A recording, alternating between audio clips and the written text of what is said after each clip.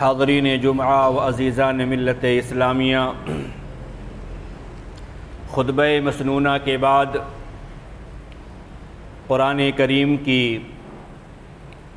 بہت ہی مشہور اور معروف آیت کریمہ آپ حضرات کے سامنے تلاوت کی گئی ہے، جس کی ابتدائی آیات میں اللہ رب العالمین نے جناب محمد الرسول اللہ صلی اللہ علیہ وسلم کے معراج کے واقعے کا تذکرہ فرمایا ہے، اور اسی کے معاً بعد اللہ رب العالمین نے اپنے وقت اور اپنے زمانے کی سب سے معزز قوم، جسے بنی اسرائیل کہا جاتا ہے، اس کے بارے میں اسلام کے ماننے والوں کو آگاہ فرمایا کہ وہ قوم، وہ جماعت اس سرزمین کے اوپر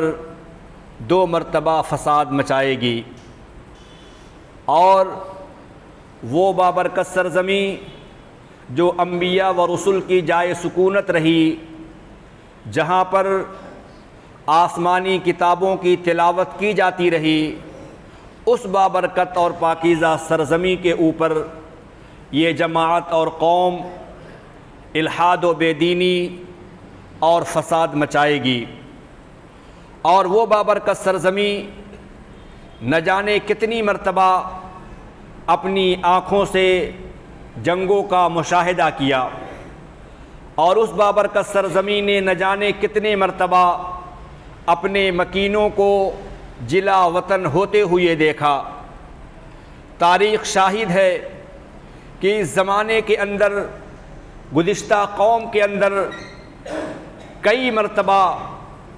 اس بابرکت سرزمین سے مغصوب قوم کو اللہ رب العالمین نے نکال باہر کیا۔ ان کی شرارت، ان کی بدمعاشی، ان کی بدعمالی کی وجہ سے رب کریم نے ان کو جو نعمتیں دے رکھی تھیں، ان کے اوپر انعامات اکرامات کی جو بارش کر رکھی تھی، رب العالمین نے ان تمام نعمتوں کو روک کر اور ان کو بابرکت سرزمین بیت المقدس سے رخصت کر دیا۔ تاریخ اس بات پر شاہد ہے۔ چنانچہ یہ قوم ابراہیم علیہ السلام کی اولاد میں سے، اسحاق علیہ السلام کی اولاد میں سے، یعقوب علیہ السلام کی اولاد میں سے، اور پھر آپ نے پڑھا اور سنا ہوگا کہ یعقوب علیہ السلام کے فرزند حضرت یوسف علیہ السلام جب مصر میں سکونت اختیار کرتے ہیں اور وہاں پر وزیر خزانہ، وزیر خوراک ہوتے ہیں، چنانچہ انہوں نے اپنے قبائل اور اپنے ماننے والوں اور بقیہ بنی اسرائیل کو سرزمین مصر کے اندر بلا لیتے ہیں، اور وہیں پر وہ سکونت اختیار کر لیتے ہیں، اور پھر یہ قوم وہیں پر آباد رہی، یہاں تک کہ بہت سارے عرصے اور زمانے گزر گئے، اور بہت سارے فرعون کا وقت آیا، اور پھر انہی میں سے اس فرعون کا وقت آیا جو موسیٰ علیہ السلام کے زمانے کا فرعون تھا۔ اللہ رب العالمین نے حضرت موسیٰ علیہ السلام کو وہاں سے نجات بخشی، اور موسیٰ علیہ السلام بنی اسرائیل کو لے کر کامیاب و کامرانی کے ساتھ ملک شام کی طرف روانہ ہو گئے۔ چنانچہ سرزمین فلسطین کے چند علاقوں میں داخل ہوئے تو خبر لگی کہ فلسطین کی سرزمین جو ہے، اردن اور لبنان کا جو علاقہ ہے، اس کے اوپر عمالقہ قوم قابض ہو چکی ہے۔ موسیٰ علیہ السلام نے اپنے نمائندوں کو بھیجا اور اس بات کی جانکاری حاصل کی کہ وہاں عمالقہ قوم جو آباد ہے وہ جنگی اور طاقت کے اعتبار سے کس پیمانے پر فائز ہے، ان کی تیاریاں کس قدر ہے۔ مزید موسیٰ علیہ السلام نے اپنے نمائندوں کو آگاہ کیا تھا کہ جو بھی حالات فلسطین کے ہوں اور عمالقہ قوم کی طاقت اور قوت کا جو معاملہ ہو، اس کو رازداری کے ساتھ مجھ کو باخبر کر دینا، اس کے بعد ہمیں فیصلہ لینا ہے۔ لیکن وہ ناعاقبت اندیش قوم، وہ بنی اسرائیل جب فلسطین میں داخل ہوئے، ان کو معلوم یہ ہوا کہ عمالقہ قوم نہایت ہی طاقت اور قوت کی مالک ہے، لہذا یہ علاقہ سرسبز شاداب ہے، یہ بابرکت سرزمین ہے، اس میں کوئی شک نہیں، لیکن اس کے اوپر جو قوم قابض ہے وہ عمالقہ ہے، اور اس کا مقابلہ کرنے کی ہمارے اندر طاقت اور قوت نہیں ہے۔ چنانچہ ان کے نمائندے واپس آئے، موسیٰ علیہ السلام کو آگاہ کیا اور کہا کلیم اللہ، ایسی قوم سے ہمارا سابقہ ہے، ایسی قوم سے ہمارا پالا ہے جن سے لڑنے کی ہمارے اندر طاقت و وسعت نہیں ہے، اور آپ یہ حکم دیتے ہیں، آپ یہ کہتے ہیں کہ فلسطین کے سرزمین پہ داخل ہونا ہے اور عمالقہ قوم کو وہاں سے نکالنا ہے، بیت المقدس کو فتح کرنا ہے، لیکن ہم اس سے قاصر اور مجبور ہیں۔ چنانچہ موسیٰ علیہ السلام نے اپنے قوم کے لوگوں کو اس بات کا وعدہ دلایا اور انہیں یقین دلایا کہ اللہ تبارک و تعالیٰ کی ذات ہر چیز پر قادر ہے۔ کیا رب العالمین نے تمہاری مدد نہیں کی؟ کس طریقے سے رب کریم نے تم کو فلسطین، تم کو مصر کی سرزمین سے نکال باہر کیا، تم کو فرعون کے ظلم سے نجات بخشی۔ رب العالمین نے تمہارے آنکھوں کے سامنے تمہارے سب سے بڑے دشمن فرعون کو غرق آپ کر دیا، کیا تمہیں اس رب کریم پر اعتبار اور بھروسہ نہیں ہے؟ کہا یا اے موسیٰ علیہ السلام ان فیہا قوما جبارین وانا لن ندخلها حتی یخرجوا منها، ہم فلسطین میں داخل نہیں ہو سکتے ہیں جب تک کہ وہ قوم وہاں پر آباد ہے، جب تک کہ وہ قوم وہاں پر رہتی ہے، ہاں اگر وہ قوم نکل جاتی ہے تو ہم کو داخل ہونے میں کوئی اعراض نہیں ہے۔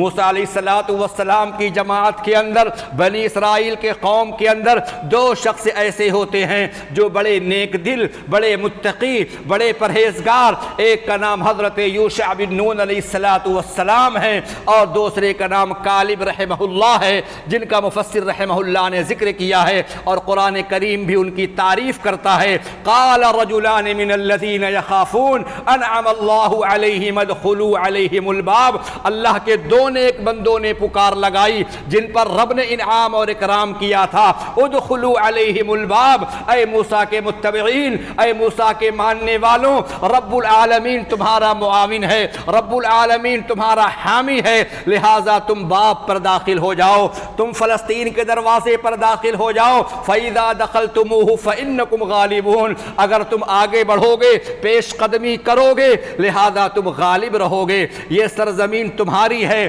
اور یہ تمہارے آباء و اجداد کی یہ وراثت ہے، نبیوں کی وراثت ہے، انبیاء کی جائے سکونت ہے۔ وَعَلَى اللَّهِ فَتَوَكَّلُوا إِن كُنتُم مُؤْمِنِينَ، اور اللہ ہی کی ذات پر صاحب ایمان کا اعتبار اور بھروسہ ہونا چاہیے۔ یہ تقریر کرتے ہیں لیکن تقریر بے اثر ہوتی ہے۔ چنانچہ انہوں نے برجستہ کہا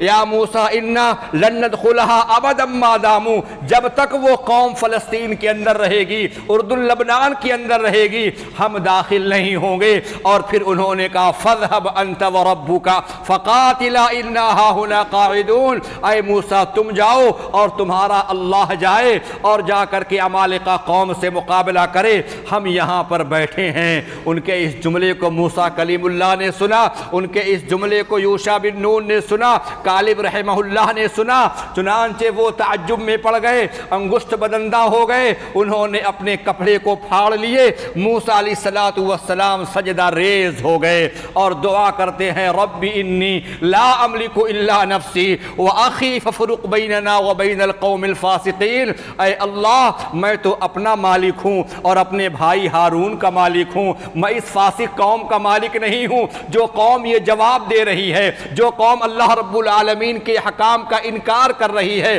میں اس سے بریء الذمہ ہوں۔ رب کریم نے پکار لگائی فإنها محرمۃ علیہم 40 سنہ، اے بنی اسرائیل اب تم فلسطین کے باہر پڑے رہو، فلسطین اور بیت المقدس کے اندر تم داخل نہیں ہو سکتے ہو۔ 40 سال تک تم اسی میدان تیہ کے اندر فلسطین کے باہر بھٹکتے رہو اور یہیں پر سرگردہ اور حیران ہوتے رہو، لہٰذا وہ سرزمین تمہارے اوپر ہم نے 40 سال کے لیے حرام کر دی ہے۔ 40 سال کے لیے کیوں حرام کر دی؟ کیونکہ تم ایک غلام قوم ہو، تم فرعون کی غلامی کر کے آئے ہو، تمہارے اندر طاقت و قوت نہیں ہے، تمہارے تمہارے سوچنے کی صلاحیت سلب کر لی گئی ہے، لہٰذا نسل کا خاتمہ ہوگا، اور یہ لوگ جو بوڑھے اور ضعیف ہیں، جو غلامی کی زندگی گزار کر کے آئے ہیں، اس نسل کے خاتمے کے بعد ان کی جو نسل ہوگی، جن کی پرورش اور پیدائش آزاد فضاؤں میں ہوگی، انشاءاللہ الرحمن اللہ تبارک و تعالی ان کو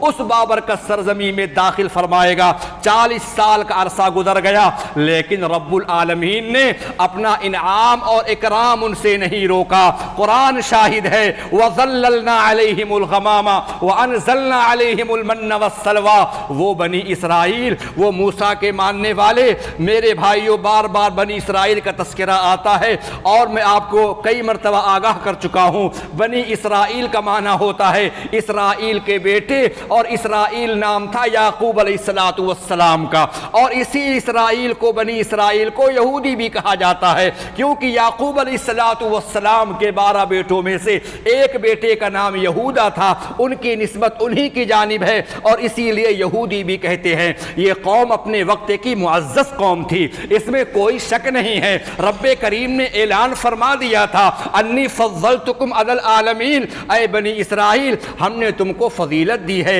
اے اولاد یعقوب ہم نے تم کو ترقی سے نوازا ہے، تم تمام قوم سے افضل قوم ہو۔ لہذا انہوں نے انبیاء کی بات کا انکار کر دیا، شرعیت کا انکار کر دیا، تو رب العالمین نے ان کو ذلیل و خوار کر دیا، وہ مغضوب ہو گئے، ان پر رب العالمین کا غضب اور قہر نازل ہو گیا۔ چنانچہ 40 سال تک سرگردہ رہے، لیکن رب کریم نے اس میدان کے اندر ان کے اوپر بادلوں کا سایہ فگن کر دیا، پینے کے لیے چشموں کو جاری کر دیا، وہیں پر آرام سے یہ رہتے رہے۔ 40 سال کا عرصہ گزر گیا، اور اس 40 سال کے اندر ہارون علیہ السلام کی وفات ہو گئی۔ موسیٰ کلیم اللہ، موسیٰ علیہ السلام کی بھی موت کا وقت قریب آ گیا، ملک الموت ان کے پاس پہنچا، کہا کہ کلیم اللہ رب العالمین نے آپ کو یاد کیا ہے، زندگی آپ کی ختم ہے۔ اس وقت پہلے زمانے میں موسیٰ کلیم اللہ کے دور میں ملک الموت شکل انسانی میں نمودار ہوا کرتے تھے۔ کہا وقت ختم ہے، زندگی پوری ہو چکی ہے، جتنا جینا تھا جی آئے ہیں، لہٰذا ہم آپ کی روح کو قبض کرنے آئے ہیں۔ موسیٰ کلیم اللہ کو غصہ آ گیا، کہا کام باقی ہے، ابھی ہم مسجد میں داخل نہیں ہو پائے، بابرکت سرزمین پر جس کا وعدہ رب کریم نے کیا ہے ابھی وہ کام پائے تکمیل تک نہیں پہنچا ہے۔ اسی غصے میں آئے، چنانچہ انہوں نے گھونسے کو اٹھایا، اور آپ نے پڑھا اور سنا ہے کہ حضرت موسیٰ کا گھونسا بہت ہی مشہور ہے۔ چنانچہ ملک الموت کو ایک گھونسا لگاتے ہیں اور اس کی ایک آنکھ بہہ پڑتی ہے۔ ملک الموت رب العالمین کے ہاں پہنچا، اللہم ارسلتنی الی عبد لا یرید الموت، اے اللہ تو نے کس کے پاس بھیجا ہے، وہ تو مرنا ہی نہیں چاہتا ہے، ابھی وہ اور جینا چاہتا ہے۔ کہا میرا کلیم ایسا کہتا ہے، کوئی بات نہیں ہے، جاؤ میرے کلیم سے کہہ دو، میرے پیغمبر سے کہہ دو، اپنے دستے مبارک کو ایک بیل اور بچھڑے کے پیٹھ پر رکھ دے، اور ہاتھ کے نیچے ان کے جتنے بال آ جائیں، ہر بال کے بدلے اتنے سال کی زندگی کا اضافہ کر دیا جائے گا۔ رب العالمین کا پیغام پہنچا، موسیٰ کلیم اللہ نے سنا، اس کے بعد ملک الموت سے پوچھا اس کے بعد پھر کیا ہوگا؟ کہا کہ حضرت اس کے بعد پھر ہم حاضر ہو جائیں گے، ہماری ڈیوٹی ہے روح نکالنے کی، اس مدت کو آپ پوری کر لیں گے پھر آئیں گے، لیکن موت سے کسی کو رستگاری نہیں ہے، ہر ایک کی باری آنی ہے، چاہے وہ نبی ہو، رسول ہو، پیغمبر ہو، ہر ایک کو موت کا مزہ چکھنا ہے۔ کہا مرنا ہی ہے، کہا کہ مرنا ہے تو پھر ٹھیک ہے، جیسے کل ہے ویسے آج، لیکن رب سے ذرا دعا کر لینے دیا جائے۔ چنانچہ موسیٰ علیہ السلام نے اپنے دست مبارک کو اٹھایا، رب العالمین سے پکار لگائی، یا اللہ وہ بابرکت سرزمین پہ داخل نہ ہو سکا، بیت المقدس میں نماز نہ پڑھ سکا، اے میرے اللہ ابھی مصر سے نکل کر آئے ہیں، اے میرے پاک پروردگار میری قبر کو بیت المقدس سے اتنا قریب کر دینا کہ اس مقام سے اگر کوئی پتھر اٹھا کر کے پھینکے تو بیت المقدس کی صحن تک پہنچ جائے۔ رب نے دعا قبول کی، پیارے مصطفیٰ جناب محمد رسول اللہ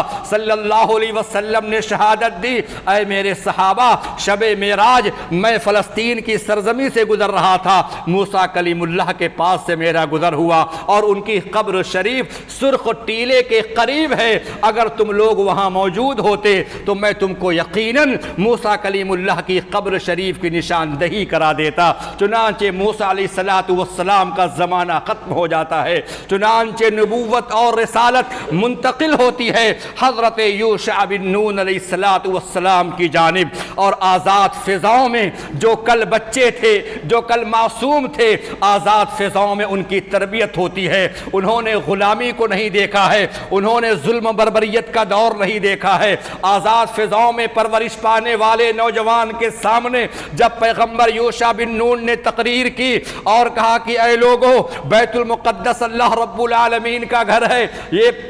پیغمبروں کی سرزمین ہے، تمہارے باپ ابراہیم علیہ السلام، اسحاق علیہ السلام، یعقوب علیہ السلام، یہ تمام انبیاء و رسول کی وہ سرزمین ہے اور تم اس کے وارث ہو، لہذا رب العالمین کا پیغام ہے کہ اس بابرکت سرزمین پہ داخل ہونا ہے، تمہیں تیار رہنا چاہیے، لیکن ہماری قوم، ہماری جماعت کے اندر وہ نوجوان نہ داخل ہو، وہ نوجوان ہماری فوج میں شامل نہ ہونے پائے جس نے شادی کی ہے، نکاح پڑھا ہے اور ابھی اپنی بیوی سے رشتے ازدواج سے منسلک نہیں ہوا ہے، وہ نوجوان میری فوج میں نہ آئے جس انسان کے پاس گھر تو بن چکا ہے، دیوار قائم کر چکا ہے، لیکن ابھی اس کی چھت کی ڈھلائی باقی ہے، وہ شخص بھی نہ آئے جس کے پاس بکریوں کا ریوڑ ہے اور ان بکریوں کے بچے جننے کا وہ انتظار کر رہا ہے، ایسے لوگ دور ہو جائیں۔ لہذا ہمارے سامنے وہ لوگ آئیں جو ہمت والے ہیں، عزم والے ہیں، جو آزاد خیال والے ہیں،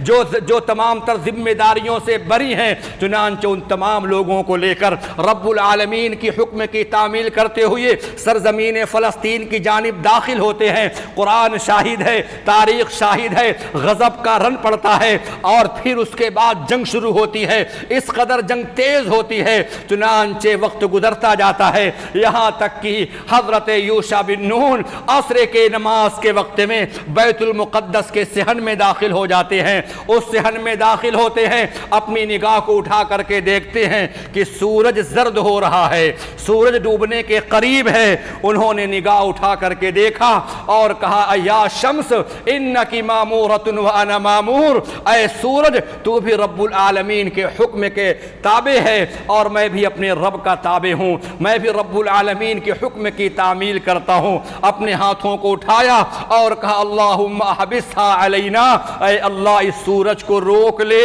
اس سورج کو تو روک لے، یہ ڈوبنے نہ پائے، کیونکہ آج جمعہ کا دن ہے، آج جیسا ایک دن تھا اور آنے والا دن سنیچر کا تھا، اور سنیچر کا دن بنی اسرائیل میں معزز کا دن ہوا کرتا تھا، عظمت والا دن ہوا کرتا تھا، اس دن کے اندر وہ کوئی کام نہیں کیا کرتے تھے۔ اللہ اکبر، پیارے نبی صلی اللہ علیہ وسلم نے خبر دی ان الشمس لم تحبس علی بشر الا لیوشع علیہ السلام، رب العالمین نے پوری دنیا کے اندر صرف ایک مرتبہ، ایک لمحے کے لیے ایک مرتبہ سورج کو روکا تھا، اور وہ بھی کسی اور کے لیے نہیں بلکہ یوشع علیہ السلام کی دعاؤں کا اثر اور بیت المقدس کی سرزمین اور بیت المقدس کے لیے رب العالمین نے سورج کو غروب ہونے سے روک لیا۔ چنانچہ اللہ رب العالمین کی مدد آئی اور یوشع بن نون علیہ السلام اپنے ماننے والوں کو لے کر بیت المقدس میں داخل ہو گئے، اور بنی اسرائیل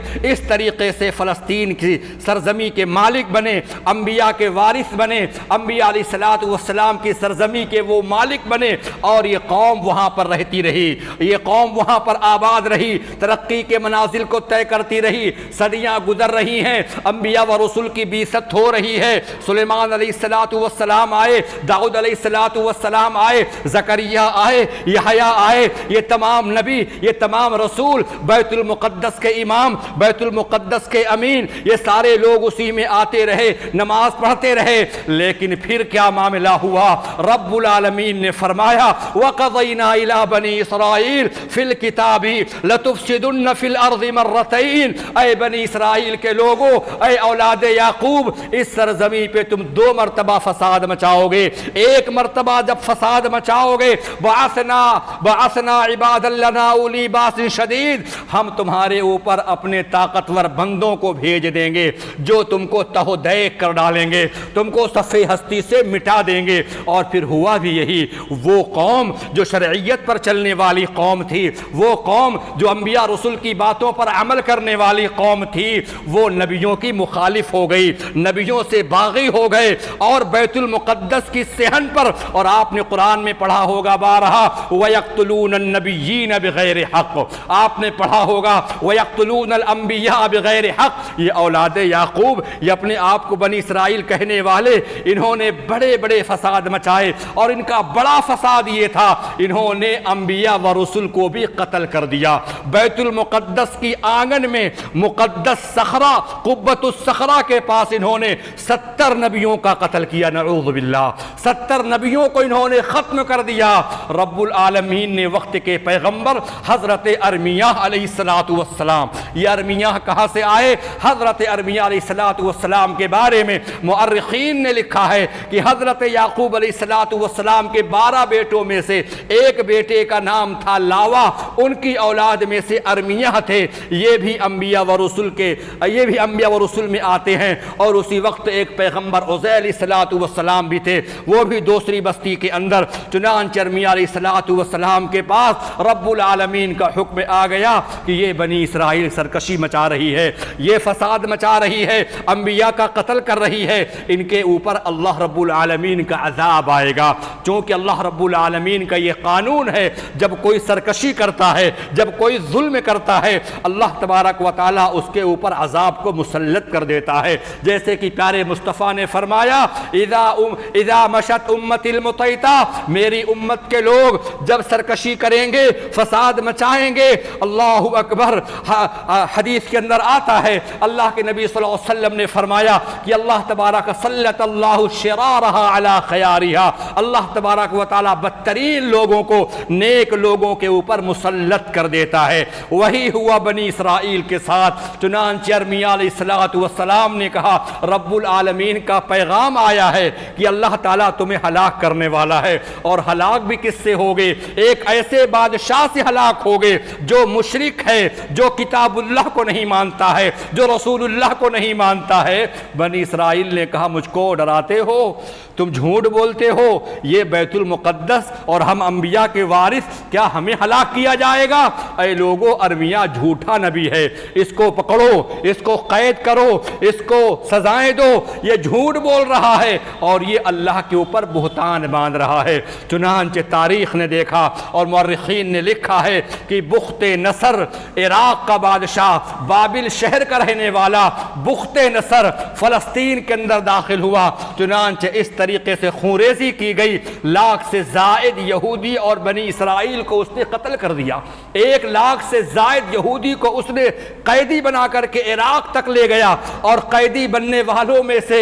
انبیاء و رسول کی جماعت بھی تھی، عزیر علیہ السلام بھی تھے، حضرت ارمیہ علیہ السلام بھی تھے، یہ سب کے سب قیدی بن کر کے چلے گئے عراق کی سرزمین پر۔ پوری بستی کو اس نے مٹا دیا، ہیکل سلیمانی کو اس نے توڑ دیا، قبۃ الصخرہ کو اس نے زمین دوز کر دیا۔ چنانچہ 7 سال کے بعد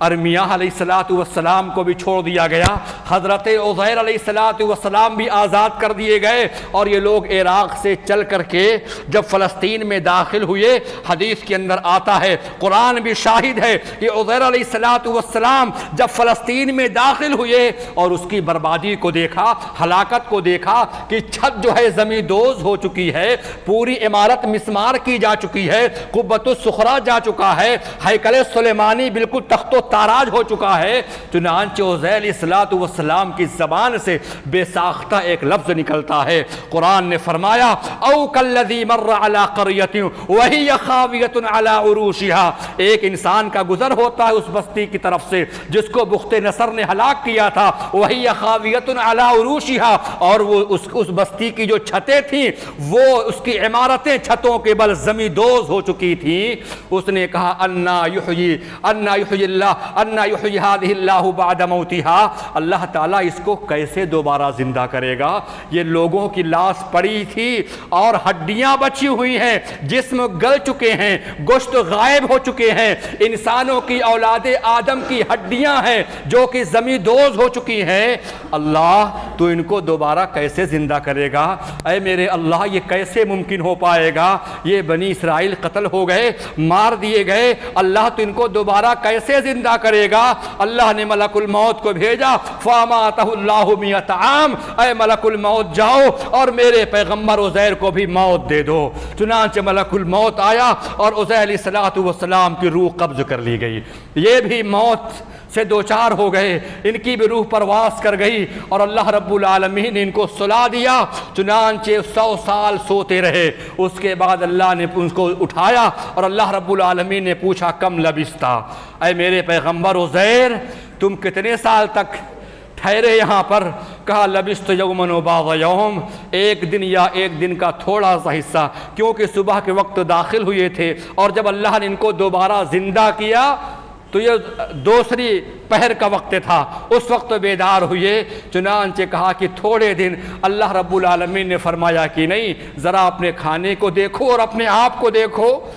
چنانچہ ساری چیزیں ویسی، کہا ذرا اپنے گدھے کو تو دیکھو۔ چنانچہ گدھا مر چکا ہے، دنیا سے جا چکا ہے۔ چنانچہ اللہ رب العالمین نے فرمایا دیکھو کیف ننشزھا، میں تمہارے گدھے کو کیسے زندہ کر رہا ہوں۔ چنانچہ اسی وقت اس میں حرکت پیدا ہو گئی اور وہ گدھا زندہ ہو گیا۔ عزیر علیہ السلام یہ نبی اور رسول تھے اور ان کو یہ اعزاز حاصل تھا کہ یہ توریت کے حافظ تھے، یہ توریت کے حافظ تھے، پورا توریت شریف ان کو زبانی یاد تھا۔ اور جب بخت نصر نے تباہی مچائی تھی فلسطین کے اندر تو سارے علماء بھی چلے گئے تھے، سارے جانکار لوگ بھی ختم ہو گئے تھے۔ عزیر علیہ السلام واحد ایک شخص تھے جو توریت کے حافظ تھے۔ چنانچہ بیدار ہوئے، جب وہ بیدار ہوئے اپنی نگاہ اٹھا کر کے دیکھا تو یہ بستی جو کل مردہ تھی آج زندہ ہو چکی ہے، پورا شہر آباد ہو چکا ہے۔ چنانچہ اللہ رب العالمین نے کہا عزیر ذرا اپنے بستی میں جاؤ۔ بستی میں گئے، عزیر علیہ السلام کے بیٹے بوڑھے ہو گئے، پوتے ان کے ہو گئے اور ابھی یہ جوان ہیں۔ یہ اللہ رب العالمین کی قدرت کاملہ تھی۔ عزیر آپ کو یقین ہو جانا چاہیے، جیسے کہ میں نے آپ کو زندہ کر دیا اور آپ نے اپنے آنکھوں سے گدھے کو زندہ ہوتا ہوا دیکھا ہے، بالکل اسی طریقے سے انسانوں کے مرنے کے بعد ہم اس کو دوبارہ زندہ کرنے پر بھی قادر ہیں۔ عزیر نے کہا اعلم ان اللہ علی کل شیء قدیر، اے اللہ میں جانتا ہوں بے شک تو ہر چیز کے اوپر قادر ہے، ہر چیز کے اوپر تو طاقت رکھنے والا ہے۔ چنانچہ عزیر علیہ السلام نے بول کر کے توریت شریف کو دوبارہ لکھا دیا۔ اس کے چونکہ حافظ تھے، بنی اسرائیل نے کہنا شروع کر دیا کہ عزیر وہ انسان ہے جو تورات کا حافظ ہے۔ یہ اعزاز تو موسیٰ کلیم اللہ کو بھی حاصل نہیں تھا، یہ مرتبہ تو موسیٰ علیہ السلام کو بھی نہیں ملا تھا، لہٰذا عزیر یہ کوئی معمولی نبی نہیں ہے۔ اسی وقت سے یہودیوں نے کہنا شروع کیا وقالت الیہود عزیر ابن اللہ، استغفر اللہ، یہ عزیر یہ اللہ کا بیٹا ہو سکتا ہے جس کو توریت آج تک یاد ہے اور اس نے توریت کو دوبارہ لکھ کر کے ہمارے سامنے پیش کر دیا۔ اللہ اکبر۔ تو یہ قوم اس طریقے سے پھر وجود میں آئی، وہاں پر رہتی رہی، سہتی رہی اور پھر اس طریقے سے امن کا گہوارہ بنا وہ سرزمین، بابرکت سرزمین۔ اور پھر بڑے عرصے دراز کے بعد چنانچہ ایک عرصہ گزر گیا، دوسری مرتبہ اس کے اوپر پھر اٹیک ہوتا ہے، پھر حملہ کیا جاتا ہے۔ چونکہ دو مرتبہ، پہلی مرتبہ جب فساد مچایا انہوں نے تو اللہ رب العالمین نے ان کو آباد کیا، دوسری مرتبہ انہوں نے پھر فساد کیا تو ٹائٹس ایک بادشاہ تھا، رومیوں نے ان کو تخت و تاراج کر دیا اور اس نے بھی ہیکل سلیمانی اور قبۃ الصخرہ کو زمین کر دیا۔ چنانچہ بڑی تباہی آئی، بڑی مصیبت و پریشانی آئی اور پھر اس طریقے سے عیسیٰ علیہ السلام 70 عیسوی کے اندر جن لوگوں نے بیت المقدس کے اندر فساد مچایا، بنی اسرائیل کا قتل عام کیا، انہوں نے عیسائیت کو قبول کر لیا اور وہ عیسیٰ علیہ الصلوۃ والسلام کو ماننے لگے، اور پھر اس کے بعد سے عیسیٰ علیہ الصلوۃ والسلام کے ماننے والوں کے قبضے میں وہ سرزمین تھی۔ اور پھر آگے چل کر کے اللہ کے نبی صلی اللہ علیہ وسلم کی جو پیش گوئی تھی، آپ نے فرمایا تھا کہ ایک وقت آئے گا، قیامت کی نشانیوں میں سے ایک نشانی ہوگی کہ یہ سرزمین، پاک سرزمین جس کے وارث انبیاء علیہ الصلوۃ والسلام تھے، ابراہیم علیہ الصلوۃ والسلام تھے، اسحاق علیہ الصلوۃ والسلام تھے، اللہ رب العالمین وہ سرزمین اہل اسلام کو دے گا، کیونکہ رب العالمین نے ایک پیغام دیا تھا، اور پیغام یہ تھا سبحان الذی اسری بعبدہ لیلا من المسجد الحرام الی المسجد الاقصی۔